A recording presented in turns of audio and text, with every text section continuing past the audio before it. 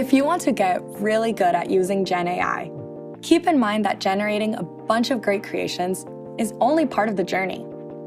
Evaluating and selecting from a lot of good options is a crucial, yet often overlooked, step of the creation process when using AI. After all, anyone can put in some okay prompts and generate some interesting things. But in this lesson, you'll see how you can develop an eye for which creations are better, to be able to articulate why, and to know how to further refine it to really make it shine.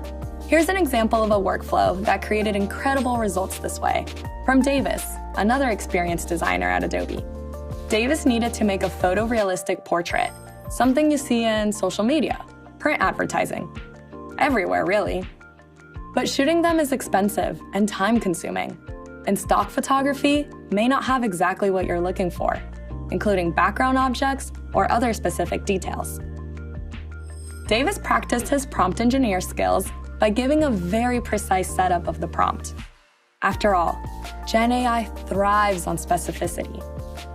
He wrote, a medium-shot portrait of a person in a patterned chore jacket in an art studio with monstera plants, sunlight streaming through windows during the golden hour, DSLR telephoto, HD photo, and backlit.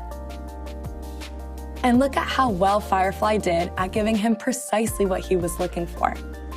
But Davis was smart to create many, many more options to react to.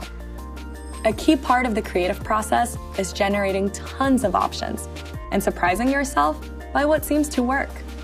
And quick tip, if you want to find something close to one of your results, you can choose the Show Similar option. If you want to actually save that result and be able to find it later, you can favorite it using the Heart option. Okay, now on to editing. In Photoshop or Firefly, you can use a tool called Generative Fill, which will allow you to select an area of an image and input text to describe what you would like to add or remove, matching the existing style.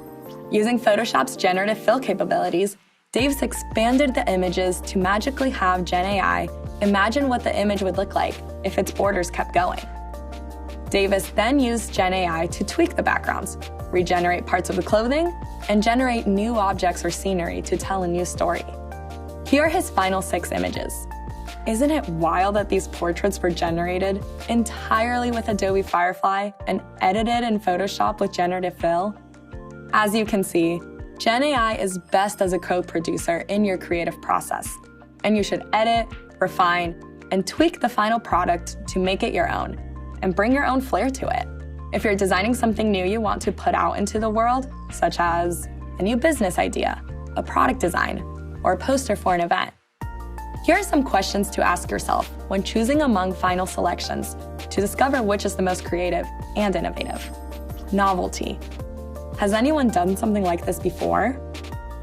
Feasibility.